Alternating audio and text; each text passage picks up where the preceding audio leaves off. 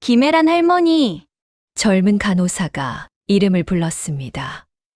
무릎 수술을 앞두고 있는 김혜란 할머니는 차가운 병원 복도에 홀로 앉아 있었습니다. 곁에는 아무도 없었습니다.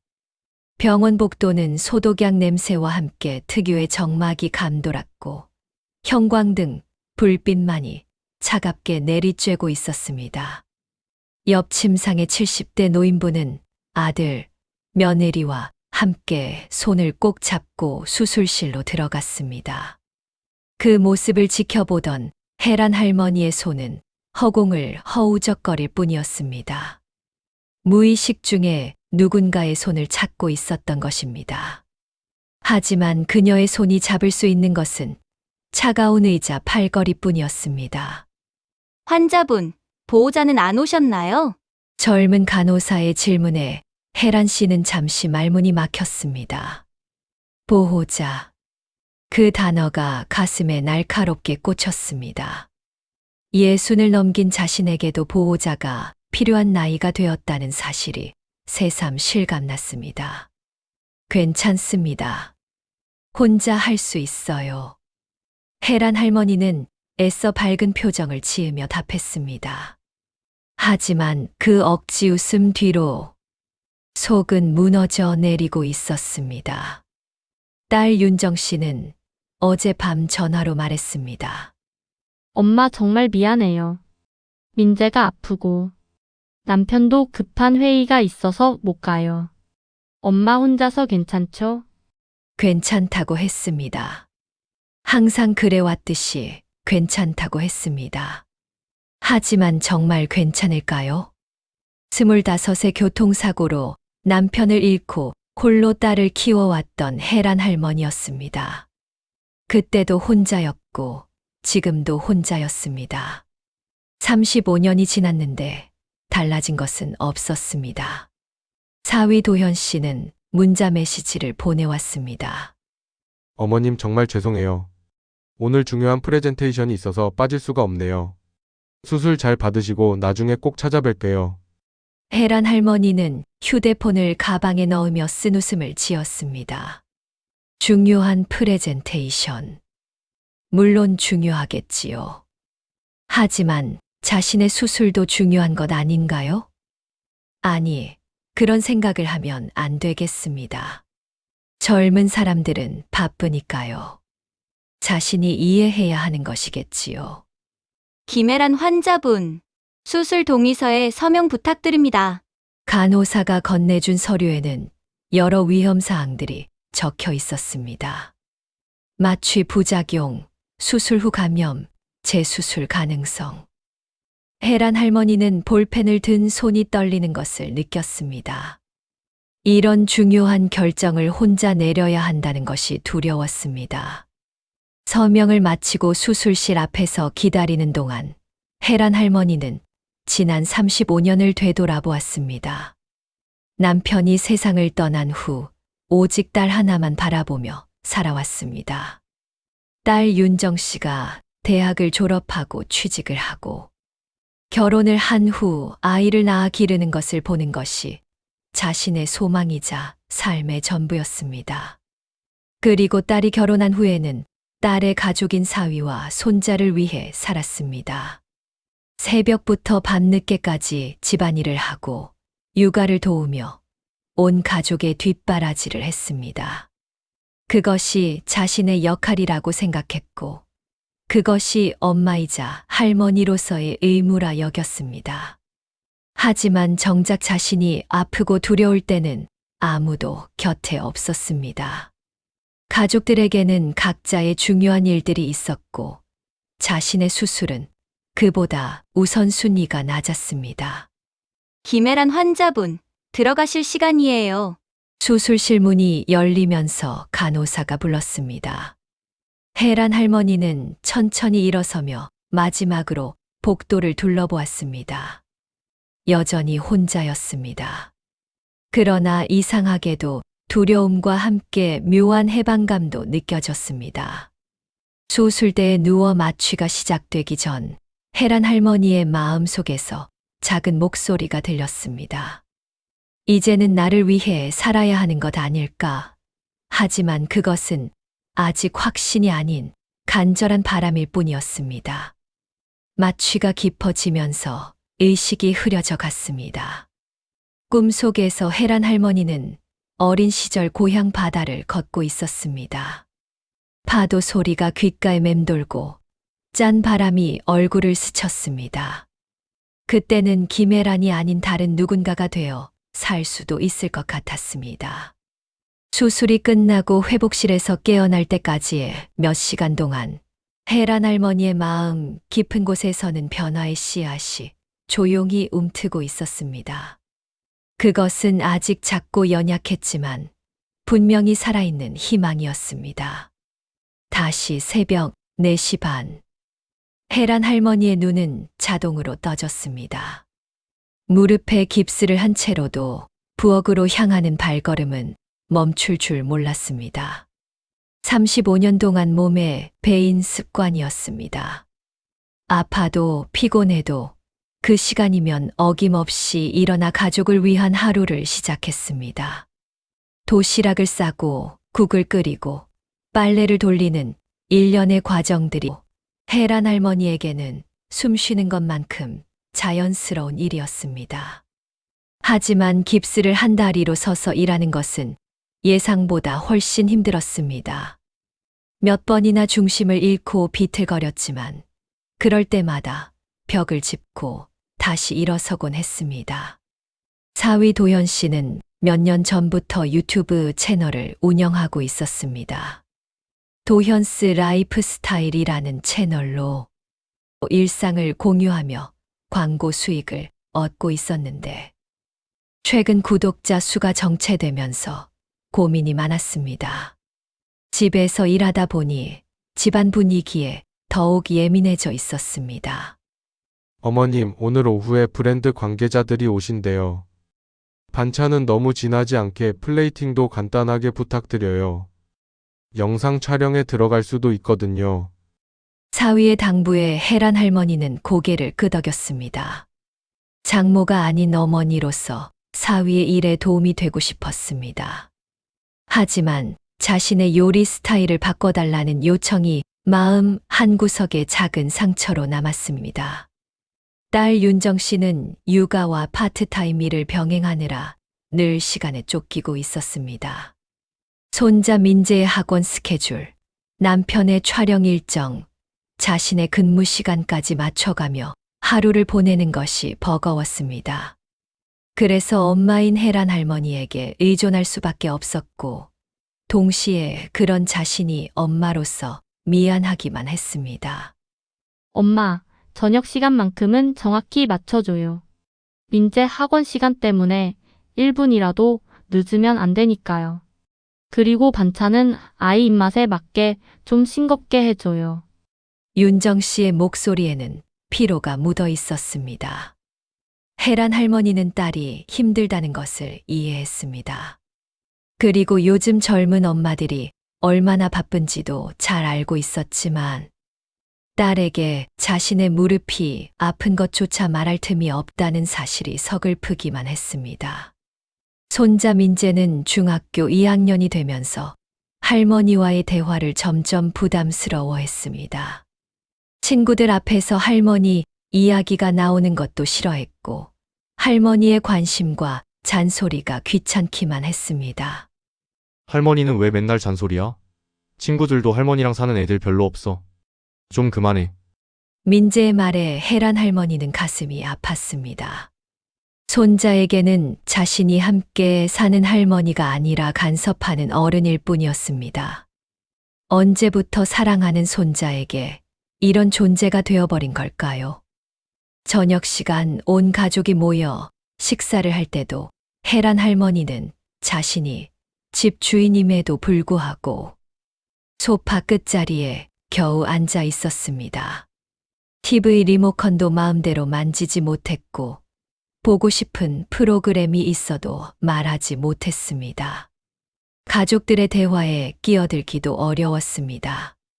그들의 이야기는 혜란 할머니가 알지 못하는 세계의 겉틀이었습니다. 어머님, 빨래는 따로 해주세요. 민재 옷이랑 어른 옷이랑 섞이면 안 좋을 것 같아서요. 그리고 세제도 아이용으로 따로 써주시면 좋겠어요. 사위의 조심스러운 부탁에 혜란 할머니의 목구멍이 막혔습니다. 합리적인 요청이라는 것은 알았습니다. 하지만 30년 넘게 빨래를 해오면서 이런 지적을 받은 것은 처음이었습니다. 자신의 방식이 틀렸다는 것일까요? 그날 밤 잠자리에 누워서도 혜란 할머니는 잠을 이루지 못했습니다. 언제부터 이 집에서 자신이 손님이 되어버린 걸까요? 아니, 손님보다도 못한 존재가 되어버린 것은 아닐까요? 손님에게는 예의를 지키지만 자신에게는 그런 예의조차 없었습니다. 창밖으로 새벽이 밝아오고 있었습니다. 또다시 4시 반이 되면 일어나야 했습니다. 내일도, 모레도, 앞으로도 계속 그렇게 살아야 하는 걸까요? 혜란 할머니는 천장을 바라보며 조용히 한숨을 내쉬었습니다. 그날은 도현 씨의 채널에서 가장 중요한 날이었습니다. 대기업 브랜드와의 협업 촬영이 잡혀 있었고, 이번 기회를 놓치면 채널의 미래가 불투명해질 상황이었습니다. 거실은 아침부터 촬영 장비들과 젊은 크리에이터들, 브랜드 관계자들로 북적였습니다. 혜란 할머니는 부엌에서 촬영에 필요한 음식들을 준비하고 있었고, 깁스를 찬 다리로 서서 일하는 것이 힘들었지만 사위의 중요한 날을 망칠 수는 없었습니다. 부침개를 부치고 전골을 끓이고 각종 안주들을 정성스럽게 만들어 나갔습니다. 촬영장 분위기는 화기애애했습니다. 도현 씨는 평소보다 밝은 목소리로 진행하고 있었고 관계자들도 만족스러워하는 표정이었습니다. 윤정 씨는 남편의 촬영을 옆에서 서포트하며 긴장한 듯 했습니다. 이 촬영이 성공해야 집안 경제가 좀 나아질 수 있을 테니까요. 혜란 할머니는 뜨거운 기름에서 부침개를 뒤집다가 순간적으로 중심을 잃었습니다. 깁스를 한 다리에 힘이 들어가면서 무릎이 뚝 하는 소리와 함께 꺾였습니다. 견딜 수 없는 통증이 다리 전체를 휩쓸었고 혜란 할머니는 그대로 주저앉고 말았습니다. 엄마, 윤정 씨가 소리치며 부엌으로 달려왔습니다. 하지만 거실에서는 여전히 촬영이 진행되고 있었고 웃음소리와 대화 소리가 들려오고 있었습니다. 윤정 씨는 어머니의 상태를 확인하면서도 촬영장 쪽을 계속 의식했습니다. 엄마 많이 아파요? 일단 소파에 가서 누워요. 얼음찜질을 좀 해줄게요. 윤정 씨는 어머니를 부축해서 안방으로 데려갔습니다. 하지만 그녀의 표정에는 걱정보다 당황스러움이 더 컸습니다. 지금 이 시간에 어머니가 아프시면 안 되는데, 라는 생각이 먼저 들었던 것입니다. 엄마 정말 괜찮죠? 오늘만 좀 참아줘. 이 촬영 정말 중요하단 말이야. 이게 잘 돼야 우리 생활이 좀 나아질 수 있단 말이에요. 그 말 속에는 절박함이 묻어 있었습니다. 윤정 씨도 남편의 일이 잘 안 풀려서 경제적으로 불안한 상황이었습니다. 파트타임으로 하는 일로는 생활비에 보태는 정도였고, 민재의 학원비며 생활비까지 생각하면 늘 빠듯했습니다. 도현 씨의 유튜브 채널이 성공하려면 이런 기회들을 놓치면 안 되었습니다. 구독자들의 반응도 예전만 못했고 광고 수익도 줄어들고 있는 상황에서 이번 브랜드 협업은 정말 중요한 기회였습니다. 하지만 혜란 할머니에게는 그저 자신이 방해물이 된 것 같은 기분이었습니다. 가족의 중요한 순간에 왜 하필 자신이 아프게 된 걸까요? 평생 가족을 위해 뒷바라지를 해왔는데 정작 가족이 중요한 일을 할 때는 짐이 되어버리는 것 같았습니다. 얼음찜질을 얹고 침대에 누워서도 혜란 할머니는 거실에서 들려오는 웃음소리를 들으며 착잡한 마음이었습니다. 통증보다도 마음의 아픔이 더 컸습니다. 자신이 없어도 가족들은 잘 지낼 수 있을 것 같다는 생각이 들었습니다. 그때 혜란 할머니는 창밖을 바라보았습니다. 맞은편 건물에 걸린 여행사 광고가 눈에 들어왔습니다. 푸른 바다 사진과 함께 쓰여진 문구였습니다. 바다로 쉬러 오세요. 당신만의 시간을 찾아보세요. 그 문장이 혜란 할머니의 가슴 속 깊은 곳을 파고들었습니다. 바다. 언제 마지막으로 바다를 보았을까? 신혼 때 남편과 함께 갔던 부산 해운대가 마지막이었습니다. 그게 벌써 40년 전 일이었습니다. 당신만의 시간. 그런 시간이 자신에게도 있었을까요? 새벽 4시 반부터 밤늦게까지 온전히 자신만을 위한 시간은 언제 가져본 적이 있었을까요? 촬영이 끝나고 집이 조용해진 후에야 가족들이 혜란 할머니를 찾아왔습니다. 다행히 촬영은 성공적이었고 브랜드 측에서도 만족해했다는 소식이었습니다. 하지만 혜란 할머니의 마음 속에는 그 광고 문구가 계속 맴돌고 있었습니다. 그날 밤 혜란 할머니는 창밖 광고를 바라보며 처음으로 생각했습니다. 나도 바다를 보러 가고 싶다. 퇴원 후 집으로 돌아온 혜란 할머니는 서랍 깊숙이 넣어둔 낡은 다이어리를 꺼냈습니다. 남편이 세상을 떠난 후 일기를 쓰기 시작했었는데 어느 순간부터 쓸 일이 없어져서 한 구석에 방치되어 있던 것이었습니다. 첫 장을 펼치고 떨리는 손으로 볼펜을 들었습니다. 무엇을 써야 할지 한참을 망설이다가 마침내 큼지막한 글씨로 썼습니다. 나부터 살려보자. 그 한 줄을 쓰고 나서 혜란 씨는 볼펜을 내려놓고 한참을 바라보았습니다. 하지만 막상 현실을 마주하니 두려움이 밀려왔습니다. 나이 60에 혼자서 어떻게 살아간단 말인가. 지금까지는 가족이 있어서 의미를 찾을 수 있었는데 혼자 살면 무엇을 위해 살아야 하나? 경제적인 문제도 걱정이었습니다. 남편이 남겨준 보험금과 집 한 채가 전부였습니다. 일을 해본 지도 20년이 넘었고 이 나이에 받아줄 곳이 있을까요? 실패하면 어떻게 될까? 돈을 잃으면? 나이 들어 무일푼이 되면? 며칠 동안 혜란 할머니는 밤잠을 이루지 못했습니다. 낮에는 평소처럼 가사일을 하면서도 머릿속은 복잡했습니다. 정말로 이 집을 나가서 혼자 살 수 있을까? 가족들은 어떻게 받아들일까? 그러던 중 오랜 친구 최경자에게서 전화가 왔습니다. 경자 할머니는 혜란 할머니보다 2살 위였지만 남편이 일찍 세상을 떠난 후 혼자 살림을 꾸려온 친구였습니다. 작은 반찬 가게를 운영하며 홀로 2 아들을 키워낸 강인한 여성이었습니다. 혜란아, 너 요즘 목소리가 이상하다. 무슨 일이야? 경자 할머니의 직감은 예리했습니다. 혜란 할머니는 망설이다가 그간의 일들을 털어놓았습니다. 병원에서의 외로움, 집에서의 소외감, 그리고 막연한 변화에 대한 열망까지 모든 것을 말했습니다. 혜란아, 너무 오래 남이에서만 살았어. 나도 처음에는 혼자 사는 게 무섭고 그랬는데 부딪히면서 해보니까 생각보다 괜찮더라. 오히려 더 자유롭고 당당해졌어. 경자 할머니는 혜란 할머니에게 제안을 했습니다.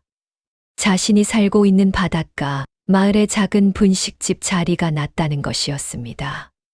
전 주인이 고령으로 그만두게 되어서 싼 값에 넘기고 한다는 것이었습니다. 혜란아, 너 요리 솜씨 얼마나 좋은데.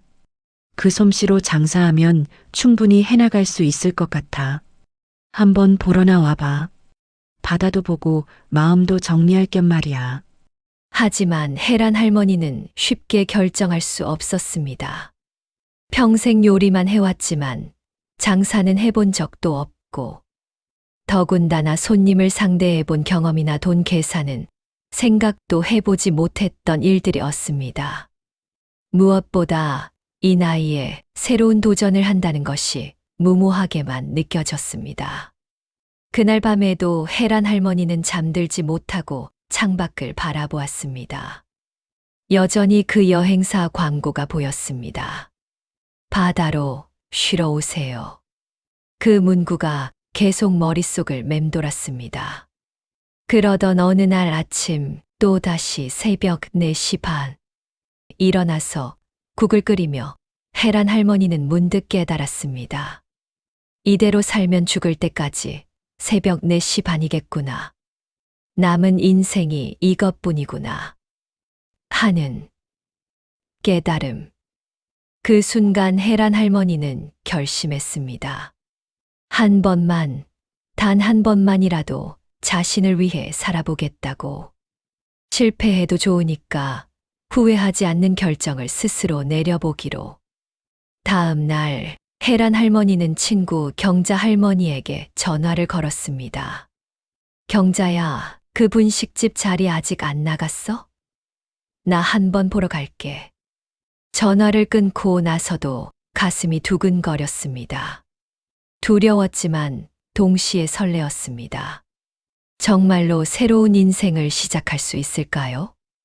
경자 할머니와 함께 바닷가 마을을 처음 방문한 날, 혜란 할머니는 아주 오랜만에 바다 냄새를 맡았습니다. 짠 바람이 얼굴을 스치고 파도 소리가 귓가에 맴돌았습니다. 마음 한구석에 묶여있던 무언가가 풀리는 듯한 기분이었습니다. 분식집 자리는 생각보다 작았습니다. 테이블 6개가 전부인 조그만 가게였지만 통유리창 너머로 바다가 훤히 보였습니다. 전 주인 할머니는 80이 넘어 더 이상 장사를 할 수 없다며 혜란 할머니의 손을 꼭 잡고 부탁했습니다. 분식집을 잘 지켜달라고. 이 동네 사람들이 얼마나 좋은 분들인지 몰라요. 정 많고 인심도 좋고 분식집이 없으면 많이 아쉬워할 거예요. 부탁해요. 우리 동네 사람들 잘 챙겨주세요. 계약서에 도장을 찍는 순간 혜란 씨의 손이 떨렸습니다. 60평생 이렇게 큰 결정을 혼자 내린 적이 없었습니다. 하지만 도장을 찍고 나자 마음이 후련해졌습니다. 이제 진짜 자신만의 공간이 생긴 것입니다. 바다분식이라는 간판이 걸렸습니다. 혜란 할머니가 직접 쓴 글씨였습니다. 서툴렀지만 정성이 느껴지는 손글씨였습니다. 경자 할머니는 간판도 예쁘고 이름도 좋다며 격려해 주었습니다. 하지만 현실은 생각보다 험했습니다. 첫 주간은 하루 종일 앉아 있어도 손님이 한두 명 오는 게 전부였습니다. 관광객들은 더 큰 식당들로 가고 동네 사람들도 새로 온 사장에게 선뜻 마음을 열어주지 않았습니다. 혜란 할머니는 밤마다 장사가 안 되면 어떻게 하나 걱정해 잠을 못 이뤘습니다. 임대료며 재료비며 생각하면 머리가 아팠습니다. 정말 무모한 일을 저지른 게 아닐까 후회도 들었습니다. 그러던 둘째 주 어느 새벽 조업을 마치고 돌아온 어선에서 선장 한 분이 들어오셨습니다. 김 선장이라고 자신을 소개한 그분은 50대 후반의 인상 좋은 분이었습니다. 사장님, 떡볶이 하나 하고 순댓국 하나 주세요. 배가 고파 죽겠어요. 혜란 할머니는 마음을 다해 음식을 준비했습니다. 떡볶이는 너무 맵지 않게, 순댓국은 진한 국물로 끓였습니다. 김 선장은 첫 숟가락을 뜨더니 눈이 휘둥그레졌습니다. 아, 이거 우리 어머니 손맛이네요. 어머니가 해주시던 순댓국이랑 똑같은 맛이에요. 사장님, 이거 진짜 사람 살리는 맛이에요. 김 선장의 진심 어린 칭찬에 혜란 할머니의 눈가가 젖었습니다. 평생 가족을 위해 요리해왔지만 이렇게 진심으로 맛있어하며 감사해하는 사람을 만난 것은 처음이었습니다. 고생 많으셨어요. 바다에서 일하시느라 얼마나 힘드셨을까요? 혜란 할머니의 따뜻한 말에 김 선장도 고개를 끄덕였습니다. 사장님도 고생이 많으시겠어요. 이렇게 새벽부터 문 열어주셔서 고마워요. 앞으로 자주 올게요. 셋째 주에는 아르바이트를 구하는 여고생이 찾아왔습니다. 김영미라고 하는 그 학생은 대학 등록금을 벌기 위해 일자리를 찾고 있었습니다. 할머니, 저 여기서 일할 수 있을까요? 요리는 못해도 설거지나 청소는 잘할 수 있어요. 학교 끝나고 와서 열심히 하겠습니다. 영미 학생의 간절한 눈빛을 보며 혜란 할머니는 자신의 어린 시절을 떠올렸습니다. 자신도 언젠가 누군가에게 배우고 싶고 성장하고 싶던 순간이 있었다는 것을 기억했습니다. 그래, 우리 같이 해보아요. 내가 요리도 가르쳐 줄게요. 국자가 끓는 냄비 속에서 천천히 돌 때마다 혜란 할머니의 인생도 새로운 리듬을 찾아가고 있었습니다. 여전히 쉽지 않은 하루하루였지만 적어도 자신을 위한 시간이었습니다. 개업한 지 2달쯤 지났을 때 첫 번째 폭풍이 몰아쳤습니다. 딸 윤정 씨가 남편과 함께 바다분식을 찾아온 것이었습니다. 사위 도현 씨의 유튜브 채널 수익이 줄어들면서 경제적으로 어려워진 상황이었습니다. 엄마, 우리가 정말 잘못 생각했어요. 엄마 혼자 이런 시골에서 뭘 하고 있어요? 힘들지 않아요? 윤정 씨의 목소리에는 진심 어린 걱정이 담겨 있었습니다. 하지만 동시에 경제적 절박함도 묻어 있었습니다. 집 관리비며 민재 학원비며 생각하면 어머니의 도움이 절실했습니다. 도현 씨도 조심스럽게 말을 꺼냈습니다. 어머님, 저희가 어머님을 제대로 챙기지 못했습니다. 다시 예전처럼 같이 살아요. 저희가 잘 모실게요. 하지만 혜란 할머니의 대답은 단호했습니다. 고마워, 정말 고마워. 하지만 이제는 달라. 윤정아, 엄마도 이제 나를 위해서 사는 인생을 살고 또 돈을 벌어서 먹고 살아야 하는 사람이야. 그게 무슨 말이에요, 엄마? 공짜 노동은 이제 없어. 엄마가 필요하다면 서로 명확히 주고받자. 엄마도 이제 나의 삶이 있다고. 윤정 씨는 어머니의 변화에 당황했습니다. 평생 자신들을 위해 모든 것을 희생하시던 어머니가 이런 말을 할 줄 몰랐습니다. 마음 한편으로는 어머니가 옳다는 생각도 들었지만 현실적으로는 막막했습니다. 엄마, 그러면 우리는 어떻게 해요? 민재는? 집안일은? 돈 주고 시터 쓰거나 가사 도우미 쓰면 되잖아. 아니면 너희가 직접 하거나. 엄마가 해줄 때는 당연하게 여기더니 이제 와서 어쩌냐고 물어보는 거야. 혜란 할머니의 단호함에 윤정 씨는 할 말을 잃었습니다. 어머니 말이 맞았습니다. 그동안 너무 당연하게 여겼던 것들이 사실은 어머니의 희생이었다는 것을 이제야 깨달았습니다. 두 번째 폭풍은 더욱 강력했습니다. 개업한 지 3달 만에 보건소 점검이 나왔는데 서류 미비와 시설 기준 미달로 영업정지 위기에 처한 것이었습니다. 사장님, 위생교육 이수증도 없고 영업신고 서류도 미비해요. 가스레인지 후드 청소 기록도 없고요. 이대로는 영업정지입니다. 검사관의 차가운 목소리에 혜란 할머니에게는 절망이었습니다. 분식집 운영이 이렇게 복잡한 줄 몰랐습니다. 서류 하나하나가 어려웠고 기준들도 까다로웠습니다. 그날 밤 사위에게서 전화가 왔습니다. 어머님 소식 들었어요. 이제 그만 정리하고 서울로 오세요. 혼자서는 한계가 있잖아요. 저희가 잘못했으니까 다시 오셔서 잘해봐요. 혜란 할머니는 한동안 말이 없었습니다. 정말 포기하고 서울로 돌아가야 하는 걸까요?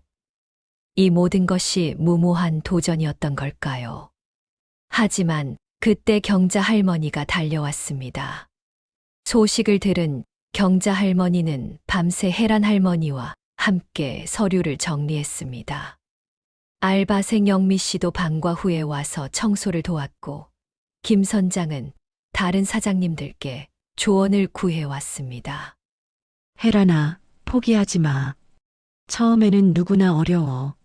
나도 반찬 가게 할 때 얼마나 힘들었는데. 하지만 해내면 그게 다 내 자산이 돼. 동네 사람들의 도움으로 밤새 서류를 보완하고 시설을 정비했습니다. 다시 검사를 받은 날, 무사히 재개업 허가를 받았습니다. 그날 밤 혜란 할머니는 바다를 바라보며 깨달았습니다. 진짜 가족은 혈연이 아니라 서로를 진심으로 지지해주는 사람들이라는 것을. 그리고 진정한 해방은 누가 주는 것이 아니라 스스로 쟁취하는 것이라는 것. 재개업한 지 석 달이 지난 어느 날, 손자 민재가 불쑥 바다분식을 찾아왔습니다. 중간고사 기간이라며 며칠 머물겠다고 했습니다. 혜란 할머니는 놀랐지만 반가웠습니다. 할머니 떡볶이 좀 만들어주세요. 서울에서 파는 것보다 할머니 것이 훨씬 맛있어요. 친구들한테 자랑하고 싶어서 사진도 찍어갈게요. 민재는 떡볶이를 먹으며 말했습니다. 할머니, 여기서 할머니가 완전 다른 사람 같아요. 예전에는 항상 피곤해 보이고 우울해 보였는데 지금은 눈이 반짝반짝거리는 것 같아요. 그래, 할머니가 그렇게 보여? 네, 그리고 할머니 요리도 여기서 더 맛있어진 것 같아요. 뭔가 마음을 담아서 만든다는 느낌이랄까요? 민재의 말에 혜란 할머니는 가슴이 뭉클했습니다. 손자가 이렇게 자신의 변화를 알아봐 주다니. 아이들은 어른들이 생각하는 것보다 훨씬 많은 것을 보고 느끼고 있는 것 같았습니다. 며칠 후에는 윤정 씨가 혼자 찾아왔습니다. 남편도, 아이도 없이 온 것은 처음이었습니다. 혜란 할머니는 딸을 위해 특별히 김치찌개를 끓여주었습니다. 엄마, 저 그동안 정말 많이 생각해 봤어요. 윤정 씨의 목소리에는 눈물이 섞여 있었습니다. 엄마를 사람으로 보지 않았어요. 그냥 우리를 위해 존재하는 누군가로만 생각했어요. 엄마도 아프고 힘들고 외로울 수 있다는 걸 전혀 몰랐어요. 혜란 할머니는 딸의 손을 조심스럽게 잡았습니다. 윤정아, 엄마도 잘못한 게 많아. 너희한테만 의지하려 했고, 내 인생을 너희 책임으로 떠넘기려 했어. 그것도 잘못이었어. 하지만 엄마는 우리 엄마잖아요. 맞아. 하지만 엄마이기 전에 김혜란이야. 한 사람의 인간으로서 김혜란 말이야. 그걸 잊지 않으면 우리 더 건강한 모녀가 될 수 있어. 윤정 씨는 한참을 울었습니다. 그동안 쌓인 미안함과 후회, 그리고 어머니에 대한 새로운 이해가 눈물로 흘러나왔습니다. 엄마, 이제 어떻게 하면 돼요? 어떻게 해야 엄마를 제대로 대할 수 있을까요? 서로를 독립된 인간으로 존중하는 거야. 엄마는 너희의 무료 가사 도우미가 아니고, 너희는 엄마의 존재 이유가 아니야. 서로 필요할 때 돕되 상대방을 당연하게 여기지는 말자. 그날 저녁 혜란 할머니는 메뉴판 밑에 작은 문구를 붙였습니다. 내 인생의 첫 손님은 나. 바다분식은 여전히 작은 가게였습니다. 하루 매출도 그리 크지 않았고, 겨울에는 손님이 더 줄어들 것이 뻔했습니다. 혼자 감당하기 어려운 날들도 많을 것이고, 외로운 밤들도 있을 것입니다. 하지만 혜란 할머니는 더 이상 두렵지 않았습니다. 실패할 수도 있고 힘들 수도 있지만 그 모든 것이 자신의 선택이고 자신의 삶이었습니다. 새벽 4시 반이 아닌 7시에 일어나는 아침. 누구를 위해서가 아닌 자신을 위해 끓이는 국물. 손님들의 진심 어린 잘 먹었습니다 라는 인사. 파도 소리에 귀 기울이며 자신의 이름을 당당히 부르며 살아가는 김혜란 할머니. 이제 그녀는 누군가의 그림자나 뒷바라지하는 사람이 아닌 온전한 자기 자신으로 살아가고 있었습니다. 바다는 매일 다른 모습이었습니다. 때로는 잔잔하고 때로는 거칠었습니다. 혜란 할머니의 새로운 인생도 그럴 것입니다. 하지만 이제 그녀는 알고 있었습니다. 어떤 파도가 와도 자신의 이름으로 당당히 헤쳐나갈 수 있다는 것을. 혜란 할머니 오늘도 좋은 하루 되세요. 영미 씨가 퇴근하며 건네는 인사에 혜란 할머니는 환하게 웃으며 답했습니다. 고마워, 영미야. 영미도 좋은 하루 보내. 그렇게 혜란 할머니의 새로운 하루가 마무리되어 갔습니다. 내일은 또 어떤 하루가 될까요? 궁금하지만 두렵지 않았습니다. 이제 그녀에게는 자신만의 시간과 공간, 그리고 무엇보다 자신만의 이름이 있었으니까요. 오늘 누구의 엄마도 누구의 할머니도 아닌 그냥 김혜란이라는 한 사람의 이야기를 들려드렸습니다. 혹시 여러분도 비슷한 경험이 있거나 지금 용기가 필요한 순간이 있으신가요? 그렇다면 주저하지 말고 댓글로 여러분의 이야기를 나눠주세요. 서로 응원하며 함께 힘이 되어 드리고 싶습니다. 그리고 구독과 좋아요 잊지 않으셨죠? 여러분의 작은 관심 하나가 저처럼 용기가 필요한 누군가에게 큰 힘이 될 수 있습니다.